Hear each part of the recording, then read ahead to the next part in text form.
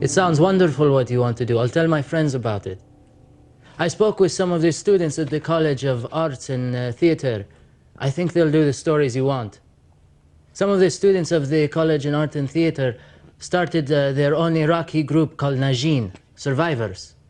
They could survive with their culture and education their whole lives, waiting for the moment for Iraq to be free. I have read about the Iraqi Writers Project that you want to make, and I'm very happy because this is a great chance for us who are working in this special kind of arts, and I would like to introduce myself. My name is Basim. I am 33 years old. I may look younger. We are from a generation that has been pressured with the fire of war for a long time. I hope to be one of the people who will give an important message to the American people about what is happening now and what previously happened.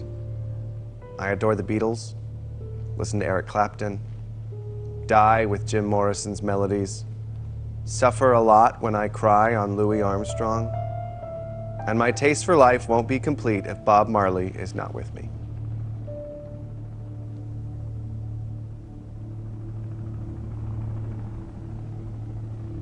The sound of a helicopter increased as if very near the closed window. Apache. How ridiculous. They kill people, then immortalize them. Apache, Cherokee, along with the names of other poor savage tribes they eradicated. Will they give the name Iraq to one of their modern planes?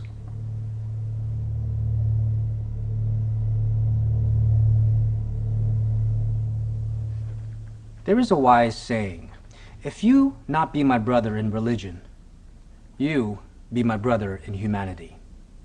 I have read the holy books of the Bible and the Quran. There is no difference between the Islamic and Christian and Jewish. All come from God in heaven. I hope to invite you here to Iraq to show you how the Iraqi people are friendly and kindly, how Iraq is nice in his earth, in his people, in his weather. You must believe me, Iraq opens his arms with hugs to all the friendly people. If you ask about the situation now, I want to inform you that the problem is now more difficult than in the past. After 11 September 2001, America talked about the war against the terrorism. That was what we had been informed. But the facts are different. There are hidden purposes for war. When the Humvee got onto the road on that scorching July day, the soldier sitting behind the machine gun felt relaxed because he knew they were in a safe area. There were only two women standing on the street. The one to his right waved to him, thinking, "You are welcome, dear. Why not? After taking my revenge upon that damned man who executed my brother and two sons and frightened away most of my relatives, why wouldn't I welcome you? I would, even if you were the devil." The soldier waved in reply and then looked to the other woman, who was frowning at him. She was thinking, "Shame on you, shame on you, criminal infidel. You want to put an end to our religion. So you occupy our land, possessing its good. Here you are now, killing our sons without remorse, and you stand there waving like an angel." The soldier felt her expression and sunk down into his seat. His finger tightened around the trigger. I must be more careful, even if they're old women. Who knows what's going on inside the minds of the people of this damned country?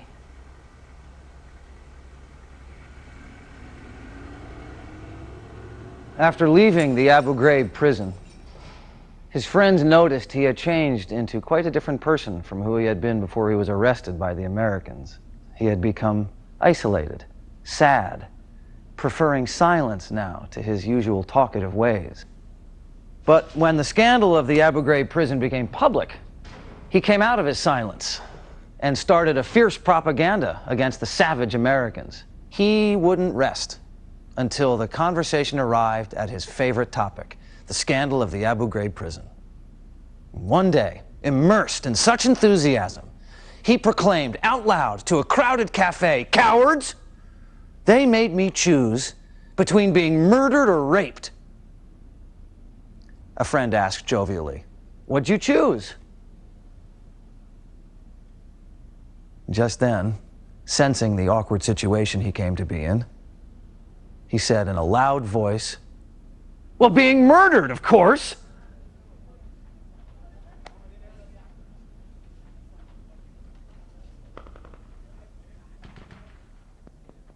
Yesterday, a gang attacked the center of police and killed 16 cops. And then they liberated one, who is gangster with them. 16 cops to liberate one. The government does not control the situation. How can people save their home? What can we do? The weapons had been stolen from Iraqi army and sold to the gangs. You can imagine a country without authority. We need you to transport something to Fallujah. We choose your car, weapons. Please, sir, I cannot do that. My wife will worry and I am afraid. Are you a coward? Yes, I am. There is no Iraqi who is a coward. We are all in one boat. If this boat floods, we will all drown together. Drive.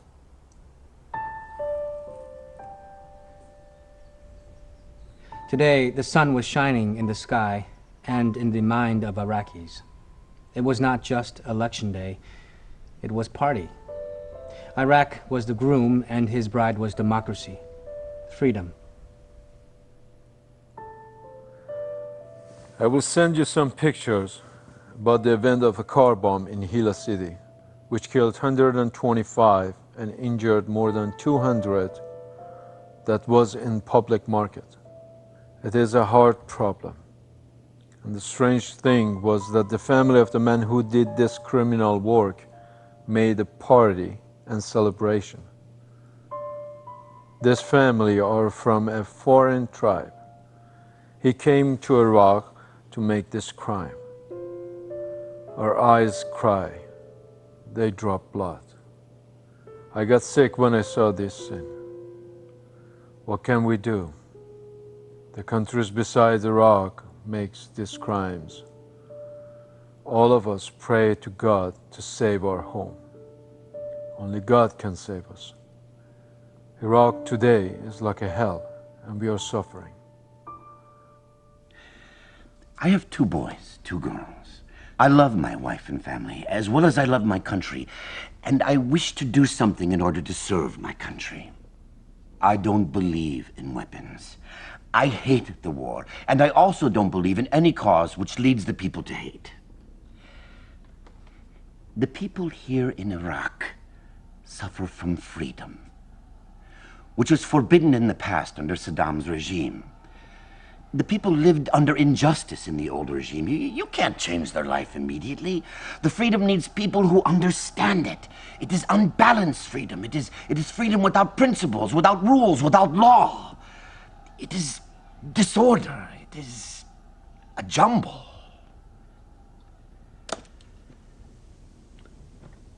Iraq today is like the jungle. Why are you sad? That man has embittered my life. Who? The official who received the papers. Take it easy. It's not so difficult. Why should you bother when you have so much money?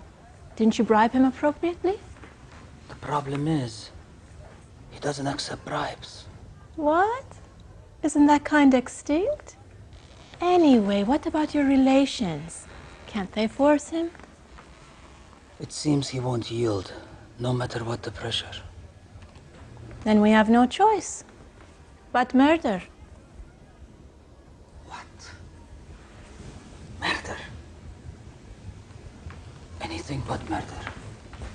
Look who's talking. Since when did you get so delicate about taking someone's life? I mean, I can't kill. Who asked you to kill him yourself? All you have to do is offer half the bribe, and you will have tons of people who are ready to do it. What about the authorities? And the police? He's a high-ranking official, as you know. Which authorities? Let the policemen defend themselves. Don't you know how things go on these blessed days?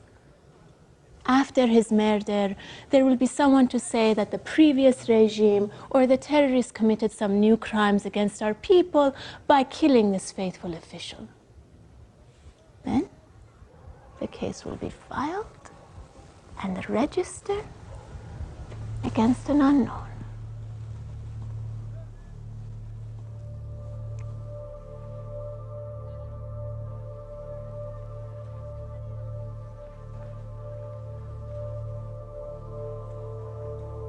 Can you imagine that one walks down the street in my country and dies in a moment?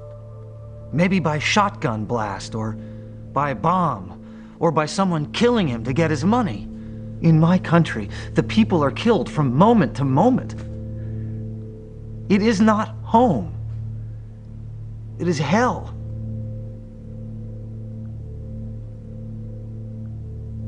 A bomb fell upon a primary school, killing and wounding 49 of the pupils. Now they're killing children. Who dares to aim his bomb towards them? Resistance? Is it rational?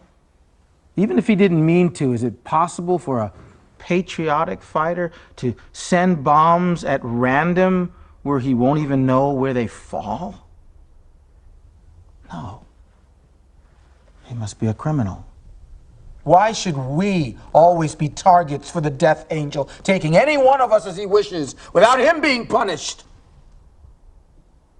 Do the Americans want us to fight terrorism on their behalf? Isn't that their responsibility after they overthrew the government? If she cannot do it with all her power, can we, with all our disability?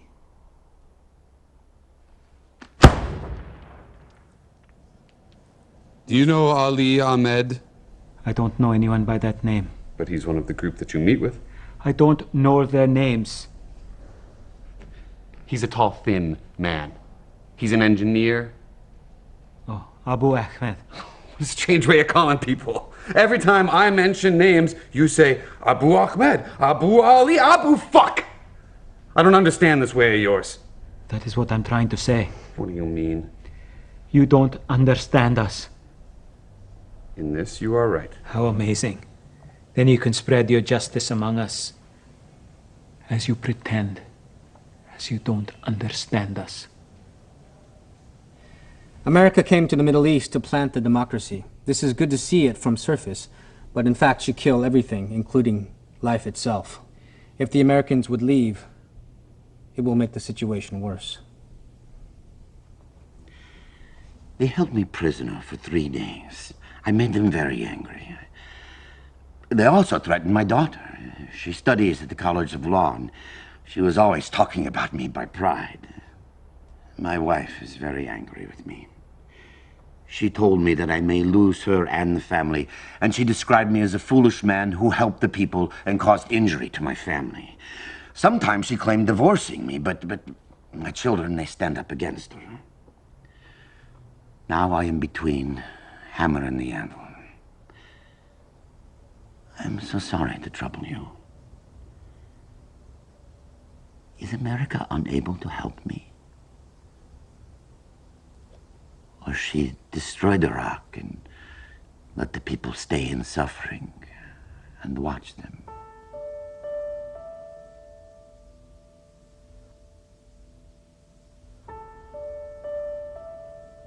I moved to Diyala at the countryside to save my family. But they kidnapped my son, Saif, and they tortured him by barbarian way. I hope to offer these pictures to the responsible person in America and to send these pictures to humanitarian organizations and renew my claim to immigrate to America or any other country in the world. I'm trying to live a new life after suffering a serious heart attack 3 weeks ago. My stories are all that I have left. They are killing us here all the time with no mercy. We are going to try and escape Iraq. Iraq is not a healthy place. But I must have new habits because I am not planning to die soon. I want you to know that if anything happens to me, the stories are yours. Just try to make them true. I want you to know that I think you are a friend of mine, and I trust you very much, and I was honored to contact you. I'm dying to make the dream of being known there come true, but I think I've already won by contacting you. Thanks for everything, and I hope that you manage to do what you want to do.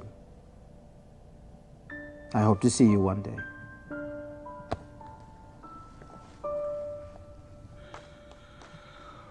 One day, the American forces tried to check the district where I lived. They checked all the houses. So I collected my family and stayed in waiting.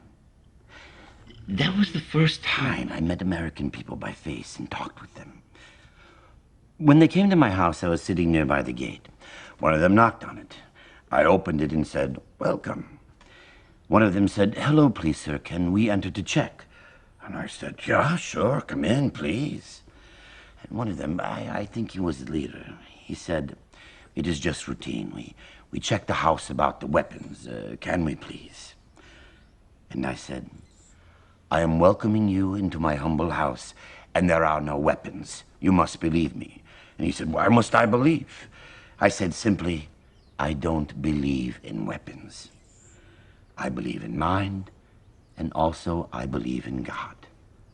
God can protect us all." And the man said, "I also believe in God and mind." And I said, "Well, if so, why you carry this?" I referred to his weapon. And he said, "I have duty, and my duty can't be done unless carrying this." And I said, "The people who believe in God hate the weapons." And he said, "I'm sorry, sir, but it is necessary for my job." And I said, "It is devilish tool. It leads to regretting." Now, when we were talking, the other soldiers stopped and watched us. And he said to me, "Are you a religious man?" And I said, "No." And he said, "Well, who are you?" And I said, "I am a man who has sense." And he says, "But are you Christian?" And I said, "I am a man who has sense. I'm a man who believes in God, who created us all, and appreciates that we must all forget our group and become one unit." And he turned and he said to his soldiers, "Be off all!" And then he turns to me and he says, "I am so sorry, sir. I hate this," referring to his weapon. "I hate this war, and I hate to check the houses. I am a man with family, and I love my wife, and I love my kids. And I just wish to get back to America to be able to live with my family." And then he left me with a good farewell and without checking my house.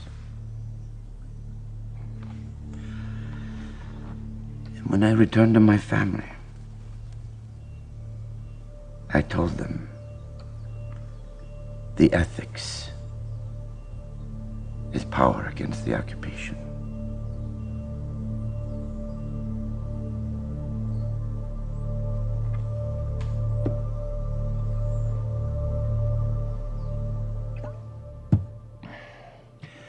Now we have new hope.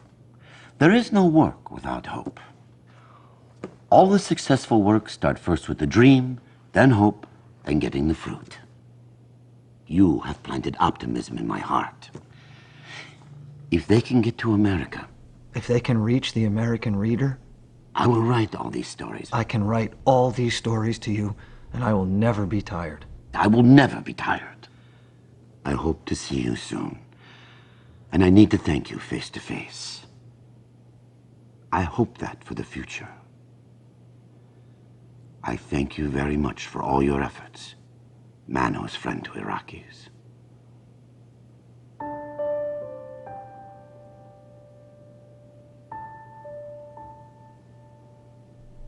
I'm not interested in helping you with your anti-American propaganda. The theater is a place to tell stories that at least attempt to speak to everyone. Sir, your stories from Iraqi writers were offensive to me. I do not wish to be in a dialogue with the hate you exposed me to.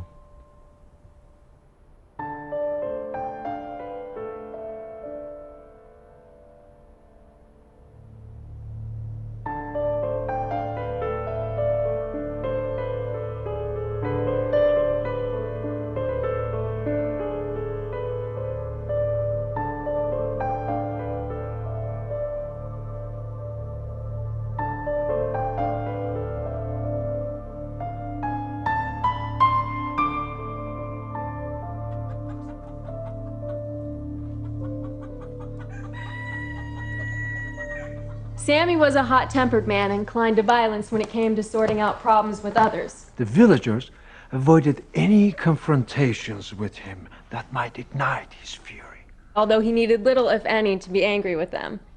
Sammy had a cock, which he loved, Not because he had an affinity to animals or birds. but because it had become a public nuisance. At midnight, the cock would crow until dawn, disturbing the villagers' sleep. In the morning, its favorite hobby was pursuing local hens to satisfy its physical needs. This greatly annoyed the villagers as they cared more for the honor of their hens than that of their own daughters, violated by Sammy. The valiant cock was relentless and would add 1 or 2 hens daily to its list of victims before it would return to the wall of its owner's house to sleep securely under Sammy's watchful eyes, waiting for midnight. The villagers would meet in secret to discuss a solution to the problem. They feared to confront Sammy directly to avoid his wrath. One of the villagers swallowed his fear and approached Sammy. Will you sell me the cock? Sammy looked at him sarcastically. Are you mad? This cock is as dear to me as my own son. But the man was very clever, and he knew that everything has its price. So he offered Sammy a very high price for the cock, and Sammy accepted. The jubilant man took the much-hated cock and hurried home to slay and cook it, He would invite all the village men to join in and gladly devour the flesh of the beast that had subjected them to so much torture. They had no concerns for that night. As dawn approached, they listened attentively, counting the seconds before they celebrated. 3, 2, 1. There was wonderful silence for a moment. Then it was broken by a cock crow. Then another, and another. It seemed that there were cock crows coming from all directions. Now that morning, the villagers discovered that tens of their hens had been violated by many cocks.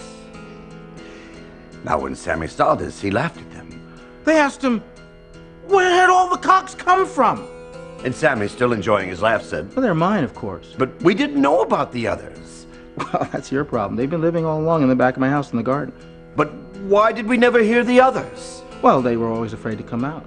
And Sammy goes, That is because they were afraid of the cock you slaughtered. Of the cock you slaughtered. See, he was controlling them. He was controlling them. And then he left them in open-mouthed perplexity and went off looking for a girl to seduce. Or at least to rape.